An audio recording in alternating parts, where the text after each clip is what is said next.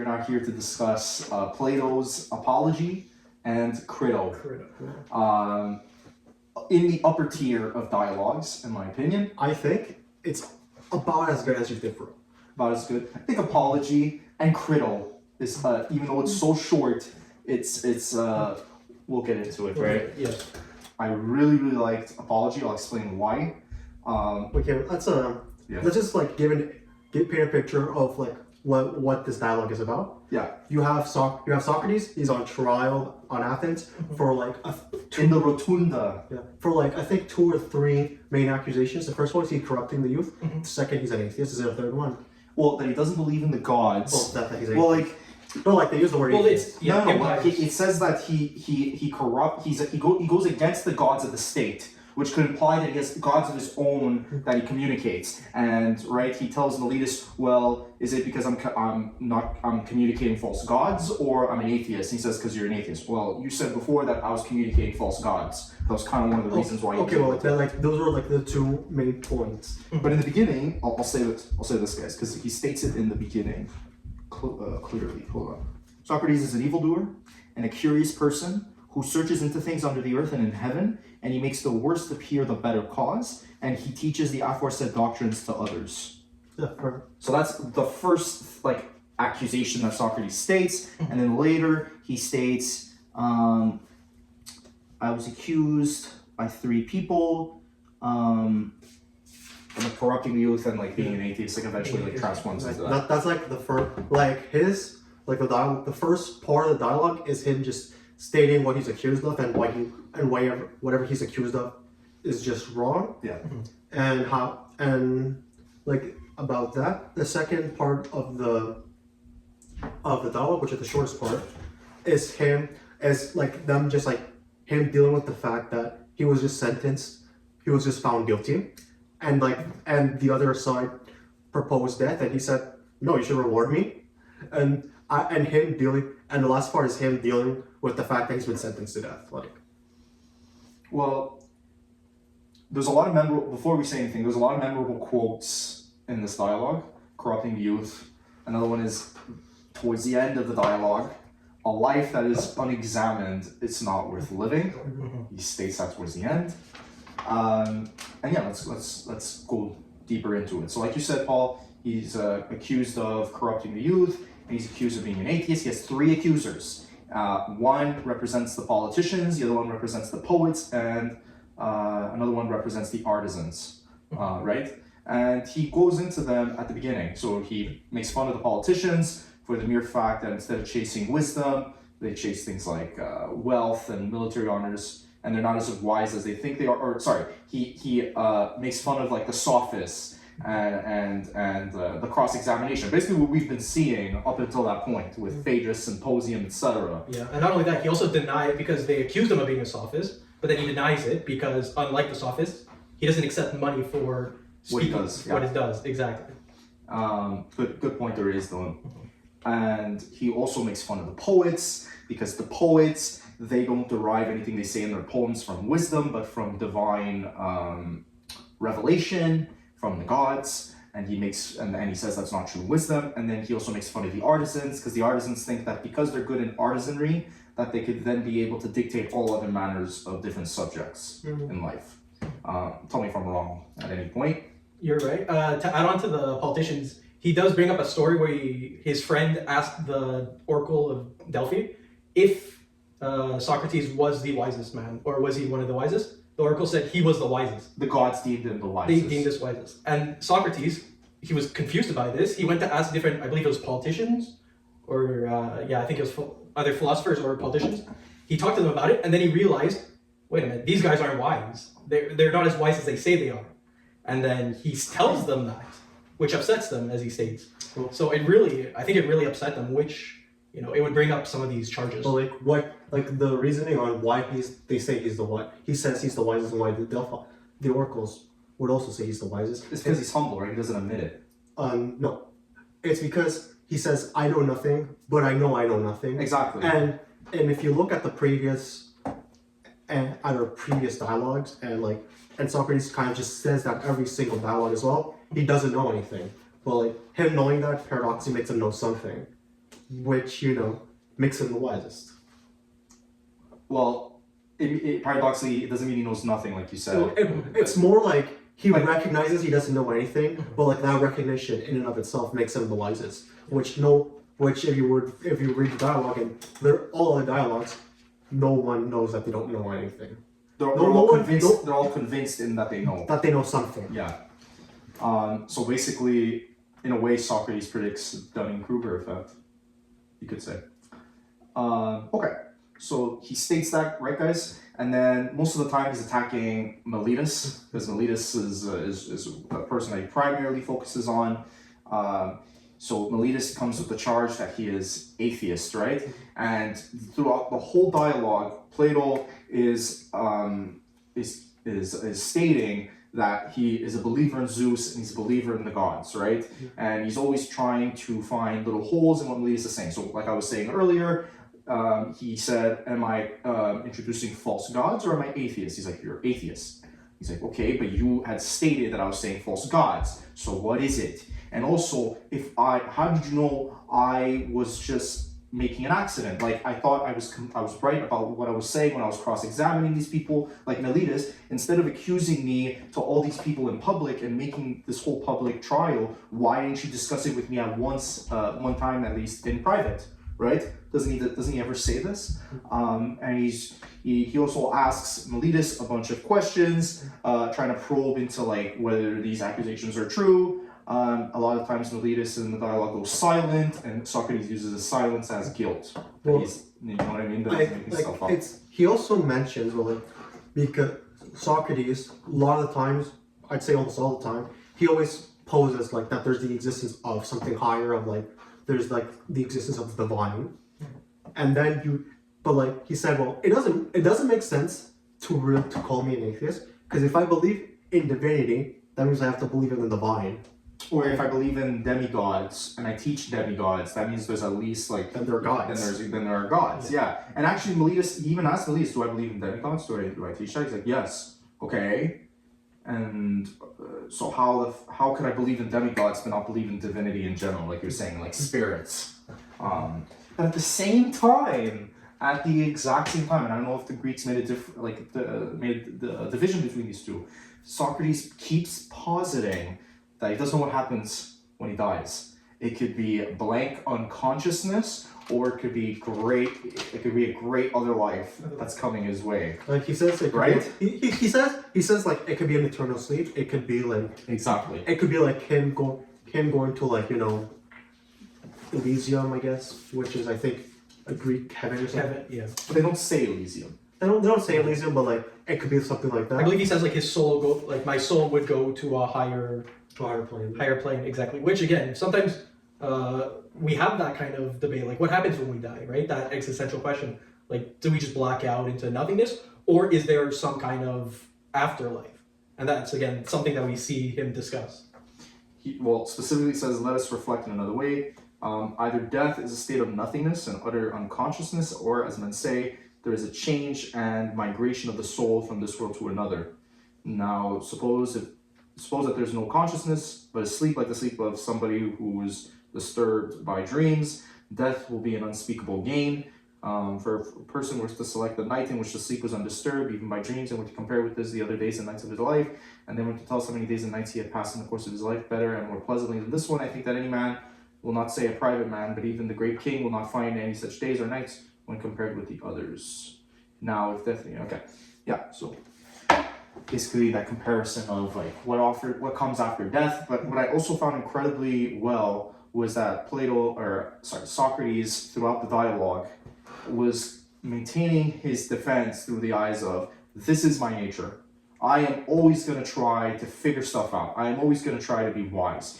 You guys, you're always saying I'm corrupting youth, that I'm introducing new ideas that like make you uncomfortable. And I think he even outright says, like, while some people, politicians, care about things like their families, their wealth, whether they get a really good position, or they're going to be in the Senate or in the Assembly, participating in the political or legal process, people care a lot about that, whereas I care a lot about being a righteous person. I care about being a good person. So I like how throughout the Platonic dialogues you get this clear division between the mortal world and mortal pleasures and the soul and reaching a higher level. It was also mentioned in Symposium, right, guys? Or what was the dialogue in which Plato or Socrates was establishing different levels? Symposium, yeah. In the Platonic dialogues, there's always like, and you can also compare this with our modern world, right? That like, it seems like in our society, people are fixated way too much on the mortal pleasures, on gaining wealth, gaining status, and it doesn't seem like people are as important about being a good person. Maybe partially because it's going to lead to a lot of uncomfortable conversations. Maybe because if you have a discussion on morality and the different actions that people do, a lot of people will have an existential dread a little bit because most humans have done at least one wrong thing or something that hurts others intentionally or accidentally in their lives. And so if we look at that might make them think, oh shit, I'm a terrible person, and it shuts down any dialogue, right? Whereas like Socrates, right? And it even says in the beginning, how dare this, I'm being accused of taking unconventional ideas and making them conventional, right? At the very beginning, with that same accusation, I'll say it again. Socrates is an evildoer and a curious person who searches into things under the earth and in heaven, and he makes the worse appear the better cause. In other words, he'll make something that most people think is stupid or evil, and he'll convince you, most likely, right, where it's implied through logic and reason, that it's actually the better cause. So for instance, it could be something like, maybe we shouldn't have capital punishment. And somebody would be like, that doesn't make sense, somebody deserves death if they do something. Maybe he convinces them otherwise. I'm just stating as an example. I want to add, like, what you said is all true, it's all in the text. The thing is, I think we should move on because you also hear the same ideas in Crito. Like, I would say Crito's kind of just focus on those ideas. Yeah. So, but last thing though, Paul, because he does talk about how if they vote to kill him, he'll be fine with it. Yeah. Mm-hmm. Yep. Because in his words, he's lived authentically. He didn't try to pursue these mortal pleasures. Because like throughout the dialogue, he's like, people have told me, Socrates, why the heck? Basically, it's not exactly verbatim, but it's like, why don't you shut your mouth and just go with life and just live just have fun, basically. And he's like, I can't do that when there's all this like stuff out there. There's all these like things that I need to critique. It's basically like somebody with an addiction, but it's to logic and criticism and debate. And I believe he does state that when he's listing, like he's talking about like the different options of his punishment, where he's saying exile. He's like, it's like, why don't you just shut your mouth and go into exile? And then he's like, listen, if I go somewhere else, if I can't speak my mind here and discuss things, where would I have any better luck anywhere else? So anything, like if I get exiled, it's still going to be the same result. I believe he was considering like taking the fine, like he would pay the money, but he said he was too poor, so he couldn't actually afford it. Or didn't he say like But he said he would talk to his friends, and I think they would pitch in or something along the lines. And then imprisonment, he said, I don't want to sit and be a slave to the government. I want to go out and explore the world. Like I don't want to just rot in a cell. He also said, well, it doesn't really make sense for you to kill me because I'm 70, and like That's true. I'm gonna die soon anyway, since I'm already. I'll die soon anyway, so like it's not like you have to wait that long. And I think lastly, if you guys still want to move to Crito, but just one last thing, even though, and I think historically in this dialogue, like people who have read this and have commented on it throughout Western thought, they obviously go with Socrates because they're in favor of free thought. They want to examine people's lives. You shouldn't punish people because they discuss bad ideas. You should or they discuss ideas that could be threatening. You should just discuss the ideas themselves, and surely if you have better reason, they will win out in the end. But just before we move to Crito, guys, I also want to comment that at the same time, I did read some of the passages, and Socrates does also seem a bit like a narcissist, especially with like the god anointing him as like the most wise. Ironically by saying he's the wisest because he always critiques himself. That's also at the same time Socrates, you're not the only person that says that or has thought of that like you're not the only one that like says like I don't know everything or I don't know anything. He also does tell you guys could say something that comes off as like a false humility sometimes. Yeah, I believe his friends, like he says he accepts his death and then he says, don't worry about me, no bad could come to good man. So like to what you're saying, like you could see like he's claiming himself to be like a good man, which he is, of course, but like it's kind of like the humility. Well, I think we should keep in mind that like this is through the eyes of Plato. Like we have, Yeah. like this isn't like maybe Socrates did say that, but I think like given all the dialogues we've read, we're like Socrates is pretty much right all the time. You know, We're supposed to sympathize or like agree with when Socrates says, yeah, he's the wisest man, because like everyone else, every other person we've read the dialogues wasn't as wise as him, and like this is like Plato, so like we should at least he would see him as like the wisest person, And also as a victim in a way at his trial. and I think like one thing we haven't discussed is which is a through line throughout the dialogue, is that Athens was rejecting logic, that was rejecting like logic wholesale or like logic in its perfect form, which Socrates would represent. He would this would have been like the tip, His like, alleyway. like this would have been like the logic thing, the logic guy at that time, Yeah. and by rejecting Socrates, they are rejecting logic as well. and that's They're funny also making a statement. Though. because early on they also say how he told, I think the accusers, they were warning people, don't fall for his eloquent speech, the way he speaks. So like already they're getting like, you know, the government, the jury, to almost like already be biased to not listen to the way he speaks. Like they're prepping him to look at him with A negative view, Yeah. which is funny because in modern law, there's no way this thing would slide. If you're like, watch out, these guys are really good at speaking, they would just get a new jury. no, you're innocent. Like, you're innocent. Well, I was actually thinking this at the same But time. again, you also Innocent can't until you can't proven really guilty. be the biggest thing is you can't be biased going in. So if you're telling the jury, hey, this guy's really good at speaking, just don't fall for his tricks, they could just call for a new jury. What is it called? Yeah. When you call for a new jury, yeah. So again, like obviously looking back, it's a different place in Athens, but like the criminal system back then very biased. Well, also consider that it was just men whose ideas was considered as to whether to try. Let's not or forget not. everyone could vote, and everyone who would have had pre-existing biases would also be able to vote. Yeah. But surprisingly, I believe he said the votes were very even, which surprised him. Yeah. Which again, like considering like I it was guess- almost like he was guaranteed to lose. But imagine he needed 30 more votes. He said for him to be saved. So in other words, the bias is towards him dying, right? Yeah. Because if it was Exactly. equal in our society, we'd be like, okay, it's pretty equal. So the tie goes to the living. Actually, Tie goes to him being alive. Actually, no. I'll fix some misinformation, because remember I said there were 3 parts to this dialogue? Yeah. The first part was him just giving his defense. The second part is him being like, you're guilty. So like the other side proposed death. He was supposed to propose an alternative. Yeah. Like his alternative, like normally the alternative would be like exile or imprisonment or lash. He gave his reasons. I'm like, I don't want any of this. So he said, okay, well, you better reward me instead.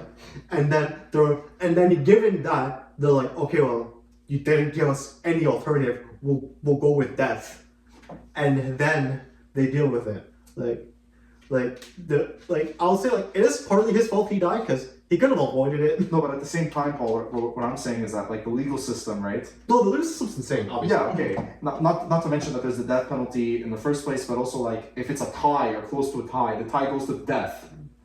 He needs an overwhelming majority to be alive. Like that's screwed up as well. Yeah. But considering there's already a bias, and then it just barely lost, was really surprising. It reminded me of I don't know if you guys read To Kill a Mockingbird. Yeah. Where again, Atticus Finch. Atticus Finch, where it was like almost a guaranteed loss, and then again he picked apart the defense, and then it all fell apart, and then he barely lost in that one as well. It really, it was really Or he similar. was supposed to win, but they were so racist that they couldn't. Well, yeah, because of the racism, they were guaranteed to lose, but it was a lot closer. It took a lot more time to figure it out. Who wrote To Kill a Mockingbird though? Oh, shit. Well, whoever wrote, I think it was a woman, right? No, It was a woman. I think it was a woman. We'll look it up. You look like a real dum-dum. Pull it up, Paul. Put it up, Jamie. Pull it up.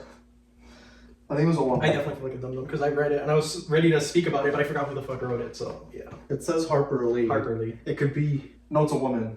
I think not only is she a woman, she came from a rich southern family. Yeah, you're right. It's a woman. Yeah.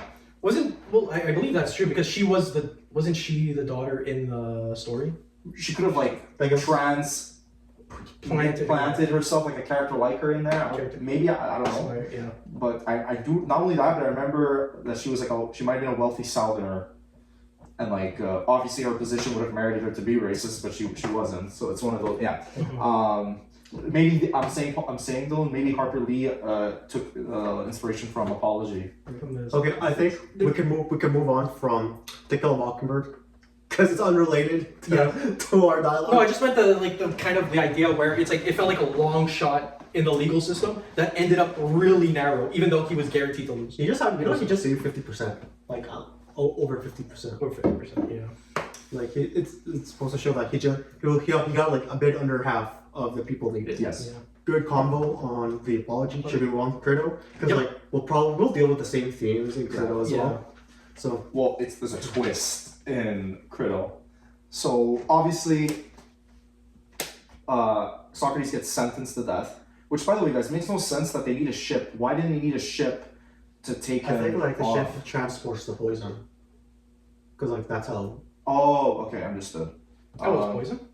Yeah, I'm pretty sure he died by poison. Yeah, well, it's common that he died by poison. Yeah, I'm so used to like the French execution, just guillotine straight to the head.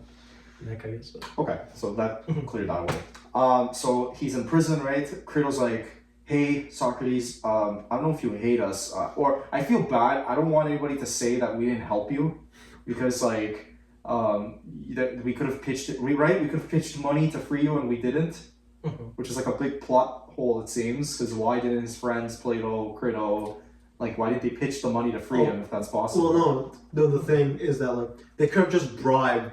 They could have just bribed the opto, like they could have bribed like the prisoner watcher. Okay, but they wanted to be better people. No, they're literally asking him, why won't you let us do that? That's no, like okay, sorry, I meant Socrates wanted to be the better person. Okay, why didn't you let us bribe? Okay, it's sorry. like, Guys. why aren't you letting us free you? It's like that's like the whole point of this dialogue. It's Crito trying to convince Socrates to escape. It's like, please just escape.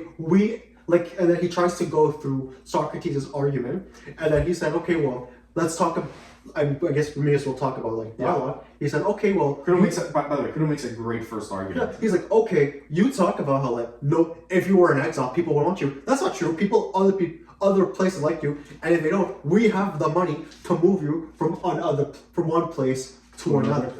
So like, and I'll be honest, Socrates didn't actually have a good point didn't actually have a point against that. So like, and I didn't find his argument that convincing. Like his argument, I don't think his argument was that convincing, and I don't remember it.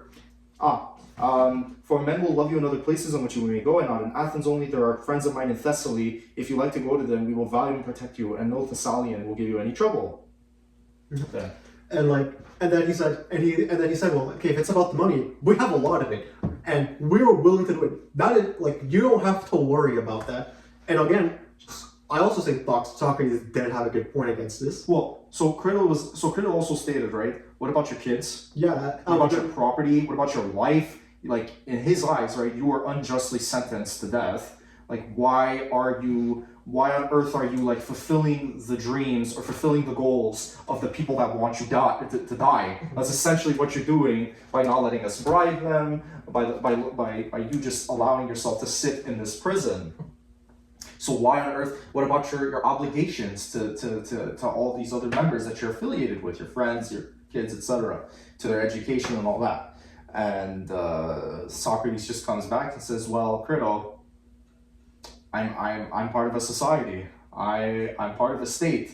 I owe everything to the Athenian state.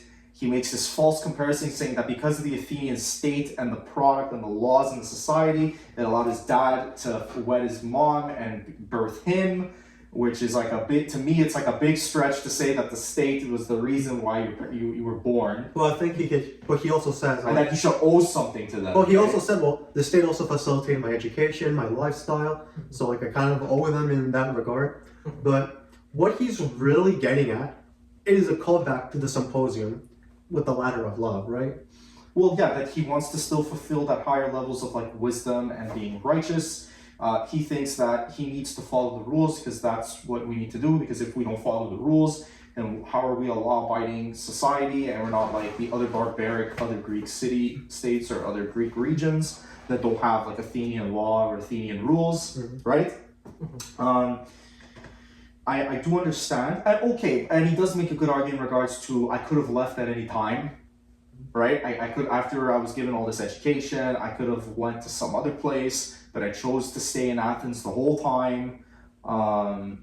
But again, it's like, it's so alien to me to be owing to a state that has you imprisoned, and you're once you're dead, because you're challenging their ideas and the fabric of their society. And again, like, you could also say that about the state. The state created Socrates, so why are they punishing him for him being a product of their education system, right?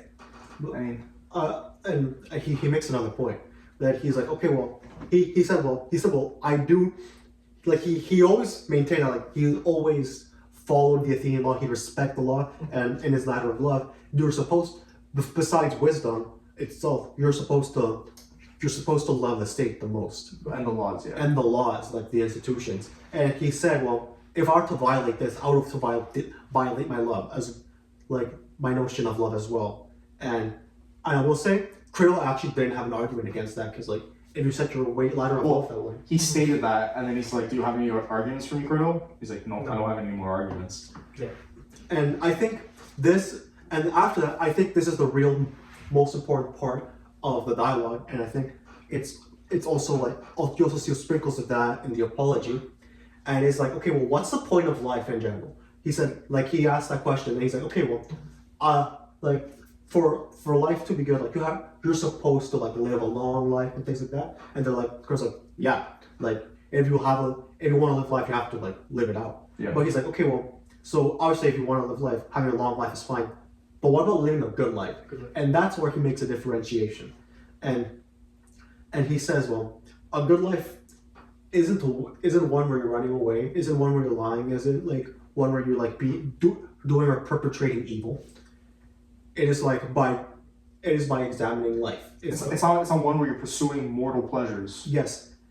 It's where you're looking for wisdom, you're examining life. You're doing the opposite of what most people are doing. Yeah. And it's still relevant to this day. Most people just follow wealth, power, and all that. And he's like, no, like, if you want to live a good life, you should actually go for like the higher level things. And maybe that's the origin of like us thinking about these as like higher level values. And then he says, well, if I were to run away, even from death, I would be turning my back on my principle of having a good life. I gotta say, throughout the apology, he does embrace death, or embraces the idea. Like, he does contradict it at some points. I feel when I was reading it as well, like towards the end after he got sentenced. But throughout, at least the beginning, up until his sentence, he was maintaining that even if he was sentenced to death, he'd be fine with that. Because he's a righteous person, and righteous people, like, you know what I mean? They would put up with that, or like, yeah. So basically, what I got from that was that Socrates was advocating obedience to the state, which seems very fascistic. That you should obey the state, even if the state accuses you of something stupid, the evidence is frivolous, and all because you were examining people's thoughts. I think what Socrates was going at is that he believed Athenian law was like the best model at the time so far. And you should follow it. That's what that's my interpretation of Socrates in relation to the law, because it's not like he complimented the laws of Boeotia or a few of the other states. Like, I think the only other state he probably would have liked was Sparta, like we did mention that. But guys, to what extent is this like genuine, like Athens was just better than everyone else, or was it just like cultural bias? Because it feels like he prefers, like he loves Athens. Maybe he does love the law, but then the issue is, does the government follow the law? Right? There's always bribery, corruption, or abusing, and abuse, and it is possible that it's weird that he doesn't make that. Socrates loves the idea of law, and that every resident should follow the law because it is absolute. Not all the government follow the law, and funnily enough, we don't see that. Like, even in modern day, we do see that not everyone follows the law. But I do think there is one argument that I'm not sure if they thought of that, or maybe I'm just using that in like, this is like something in my modern lines, but like, if like, I'll just go from like a person, from an individual example. If like you like your friend, you platonically love him, so like you love him or her, so like you would obviously support them when they're doing something good. Mhm. But like if they're doing something pretty bad or fucked up, doesn't mean you should love them in that. You should like yeah, sure, like it will hurt their feelings. It will not be nice to them. But like you would have to say, well, no, you're doing something wrong. Yeah. And even though it could damage your relationship, it is still something you should do. Yeah. I don't see why like that kind of argument could work for the state as well. Like yeah, sure, you could love the state, you could love the law, but like if the state's doing something fucked up, you should like even if it's against the laws, you should at least do like forms of civil disobedience. But that's what and I agree, Paul. But like yeah, I'm like Yeah. I just don't think that like that's maybe that sort of argument, this sort of civil disobedience just wasn't like a thing in like ancient Athens. So like Socrates just or Plato just didn't think of that argument, which is a possibility. But like I think like if you have that point of view, you could see how like he can be in exile while still loving and trying to improve the state, the institutions of Athens as well. Yeah. But like I don't think they came up with that argument. Yeah. Well, like through my eyes, if the institutions and laws of Athens are so good, it shouldn't have allowed for someone like Socrates to have been imprisoned so wrongly, right? And you know, like I said, Socrates praises the education system and environment, and he thinks he shouldn't demolish that or like go against that. He's like disrespecting them if he does. But at the same time, like if Socrates through logic and reasoning was cross-examining people, and it was found that none of them knew what they were talking about, and they punish him for that, like the state should technically be punishing itself because again they molded him into that. So I think Socrates is holding himself to a higher standard than the people in government and the state in general. Well, he holds himself. He does. I think like we can honestly say he holds himself to like the highest standard. Like, Exactly. Yeah. So like he's like yeah even. But does that make him? But I guess a great thing. Like people would like Machiavelli, for instance, would look at this and say, "Oh, Socrates is such a fool." Like even he's being wrongfully imprisoned, and yet he's gonna do exactly what his accusers want him to do, which is die. And then they're gonna go on their merry lives, like acting like they know everything, and also just in terms of the elites, just being wealthy and sticking to their position and not questioning anything or not wanting to improve society in any way, shape, or form. So it's like, how do we? Yeah, like he holds himself to a high standard, and he doesn't. What I feel like Socrates lacks, like he's great at reasoning, and it's great that he's extremely not self-aware of himself, but he doesn't understand that other people are actors as well. Oh no, he understands that. That's like he actually said they actually. Does he, Paulo? I would say he understands that. He just doesn't care. Yeah, but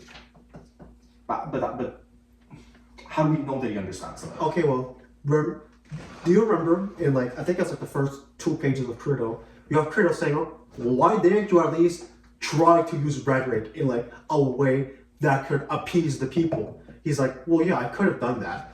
He recognized yeah, I could have done something better about not being guilty. But he said to do that, it would be to undermine the truth as well. And he always prioritized the truth above everything else. About maybe for I guess love would be it would almost be equivalent, I guess. But he prioritized truth. So to use rhetoric in such a way that is not conducive to the truth, and which would have to require panning out the egos of people who he just didn't see as truthful or just didn't see as wise. It would kind of be contradictory to him. To his conscience. To his soul. Yes, soul as well. So he recognized yes, these people are actors, have their own will, and by doing what I do, it is making it likely, almost making it guaranteed that I'll die. But he still did it anyway because he has appreciation for the truth overall. Okay, I do have to acquiesce to that. I guess that's why Socrates is considered such a gold standard for just being a human being in general. And he wasn't pedophile, so. Well, it was considered culturally, everyone was doing it. I'm not saying, you know what I mean, Paul? Well, everyone's doing it nowadays. It's still good. No.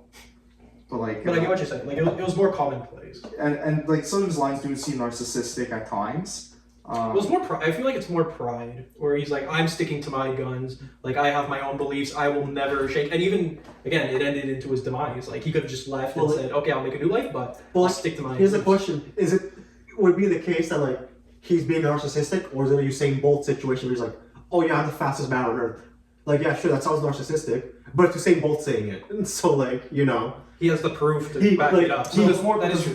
He has the Oracle of Delphi to back it up to say he's the wisest. So But how do you know he's not pulling it out of his ass, guys? Like, what? That he's the wisest? that the Oracle of Delphi named him the wisest. Because we can at least see Bolt at the Olympics and see him breaking the records. You're not wrong. He does say his friend's the one who asked, so he has proof from him, but he's dead. So it's like his brother's in attendance. He could vouch. He could vouch for him. He could vouch. So like, So you could still maintain that like Socrates this sticking to a really high standard is good, while also pointing out flaws and inconsistencies. like again, it's also one of the cases where like no one actually called that out. They're like they never said no, you're not the wisest. They just acquiesced. So like I think from the point of view of just reading the philosophy. It might be silent acceptance. In the apology, at least, like, no one's bringing that up. No. So, like, I guess we just have to accept it. Like, that's a good point, actually. Well, no one's really up against it because it felt like they wanted him dead. Like they're already targeting him. They brought him forward. Like all of this is based off, was it rumors? I believe he said. Like people would bring it up, but again, it makes sense because Socrates is very honest. Like when he's talking to people, he's like, you're not that wise. You're not as wise as you say you are. So he rubs people the wrong way because they call him out for their bullshit. But the problem is, especially if it's like politicians, you're gonna get nailed for that. And if everyone agrees, like, yeah, I don't like him. He said mean things about me. Let's just put him to death. Maybe a form of autism. Who knows? Oh yeah. Fun fact. Apparently, like once a year or something, they can't just exile the most popular person in Athens. Like apparently that was the thing. For a year, they just exiled them. Oh great. So like. Again, Athens had their weird things, a lot of them. But basically what I got from this is that ultimately you should be true to yourself, examine your life, and not fall prey to other people's pressures or the pressures to not be true to yourself. Mm-hmm. And to always try to attain a higher level of goodness and try to be different than everyone else. That's really what I got from this. Because Socrates makes it a point time and time again that he's not going to focus on his kids, he's not going to focus on wealth, he's not and a parent might look at that and be like, bro, why wouldn't you focus on your kids? Like if I was you, I would try to escape to help my kids. But Socrates is like, no, you don't get it. That's in a way selfish. In a way you're being selfish focusing on that instead of the true real ideals. Which to an extent is true because parents will do really sick stuff for their kids, including trying to get them into college illegally, right? The college admission scandal. Actually, Abdul, do you want to go next? You could go. I might have something afterwards. Okay, well, I would say this will be with both. The first thing I'll say, if you're reading the apology, you should read Crito immediately after. I would almost go so far as to say that they should be one dialogue. Because they just flow so seamlessly well together. I think separating them, Paul, has the effect of breaking you down when you see Crito. By breaking down, I mean surprising you. Yeah, but because it doesn't seem like Plato is all for the state or state institutions in the Apology, right? Tell me if I'm wrong, guys. So then for him to go to Crito and he's accepting it, just seems like a complete 180. That's just what the heck? Well, I need to maybe go back after this and read Apology and see what's going on. This guy just shattered what I thought he meant meant an apology. Yeah. Is it stated if it's immediately after Apology? It would have to be. Because it feels like maybe if it's an hour or so, he has some time to come up. But if it's immediately after, then I can see it. I think it'd be a day or two after. It has to be maybe within a week. Because as long as it stays fresh in your mind, Apology. But what I got the most of it is that it forces this two dialects force you to examine what you want out of life. What does it mean to have a good life? Mm-hmm. And for Socrates, he's to have a good life is to examine the truth, examine life, and try to find greater truths through it. And radically pursue higher level goals. Yeah. That's outside the corporeal mortal world. That distinction hasn't been made so many times. Again, the Symposium, you start with a love of the body, then a love of that person's personality, then you go to the love of institutions and law, and then finally you end up with like creating these immortal works of art like Homer's Iliad, or you know what I mean? So this preferential treatment to higher level goods, higher level deeds. We got to be better. We got to be ethical. Maybe in us as well, like when we're growing up in like a Western country, maybe that can be traced all the way back to the Greeks, which is why they're considered like the founders of like Western civilization and founders of Western philosophy. So it's like, you know, Socrates might have started that, and then who knows where we go from there, right? But definitely like this obsession with higher level ethics and because it makes sense. It makes sense, especially if you see the world as like people just being, most humans are just completely self-interested. They wake up and everything is always about themselves. You can imagine like people who just gamble their kids' money because it feels good, and it just, you know what I mean, guys? Like people who are not pursuing higher level things. They're just kind of just going through the motions, going through mortal pleasures, and at the end of the day, like, you know, you have nothing to show for it, and it's kind of empty. Whereas Socrates is saying, like, don't do that. Don't be a slave to TikTok. Don't be a slave to just to stupid media. Socrates told Plato, hey, there's not going to be a few things in 2,500 years, but like, tell him not to go on TikTok. Tell them to shit on TikTok. Yeah. Tell him, like, maybe it's like a hidden phrase somewhere. Don't go on TikTok. Oh, back in the apology when he's saying, please punish my kids if they look for fame and wealth. He's like, yes. If my children go to TikTok, please kick them, please punish them. If they become a YouTube content creator, please throw them to please speak some sense into them. If they have entrepreneur or influencer in their tags or their founder, LinkedIn, universe founder. Oh my god, like get rid of them. Yeah, I mean, and if you look at today. We're bombarded with that. We're bombarded with like, oh my god, like here's some dopamine hits and another dopamine hit, and you know our education system teaches you to be a compliant, obedient worker and not to like examine what the good life is. It's like I think like if we look how this could apply to a modern day world, it's like if you read this, like you should probably examine, okay, what does it mean to have a good life? What am I living one? Like and are you living one? Mm-hmm. And if you're not, Socrates would say, there's something wrong with that. You should do something about it. Yeah. Mm-hmm. Though obviously I don't agree with Socrates' ethics per se, since, again, he's a pedophile. Yeah. Well, other than that, you know, or his take on the state, too obedient for me. But anyway. Too much of a bottom. Big bottom energy. Tops and bottoms talk. Yeah, and this is why we're doing this, guys. I mean, going back to like when I first talked with you guys about this is what a classical education is all about. It's all about teaching you to be a leader, to think, not like a leader, but like a rational, independent human being. And that's something that Socrates is igniting.